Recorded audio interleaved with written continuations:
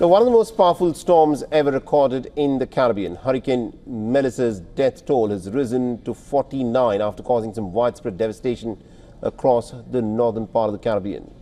Officials say that flooding is starting to recede in the Bahamas, but high waters still remain across Cuba, Jamaica, Haiti and the Dominican Republic. The U.S. National Hurricane Center has reported that tropical storm conditions are already being felt in the Bermuda, which is now under a hurricane warning, with winds topping 100 miles an hour. The residents there are being urged to take every precaution that they can. This hurricane has really devastated us, not only from the tourism aspect of it, but every livelihood that you can think of has been severely disrupted. The fishermen, oh boy, I don't know how they're going to manage. I don't know how any of us are going to manage, how we're going to recuperate from this. As you can see behind you, and all along the coastline, the damages that has been done.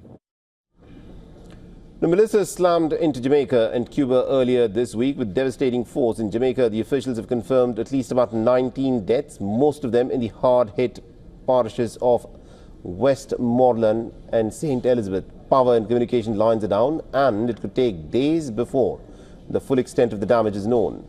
In Haiti, the authorities say that the storm has killed 30 people, injured 20 more, and has left over 1,000 homes flooded.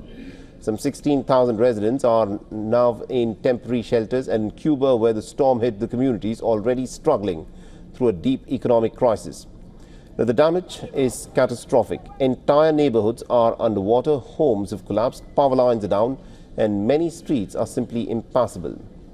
Cuban officials say that more than 700,000 people have been evacuated from the eastern provinces, and international aid is now on the move. The United States has deployed disaster response and search and rescue teams to the Dominican Republic, Jamaica and the Bahamas, with more headed for Haiti.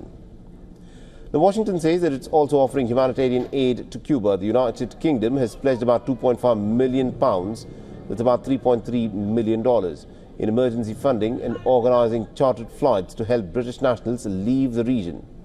The United Nations has said that the scale of the destruction in Jamaica alone is tremendous and unprecedented. Now, the officials say that casualties are difficult as many remote areas remain cut off. In some towns, the survivors are in fact only now beginning to grasp the losses. And Hurricane Melissa has tied the record for the most intense storm ever to make its landfall, matching the deadly hurricane of 1935.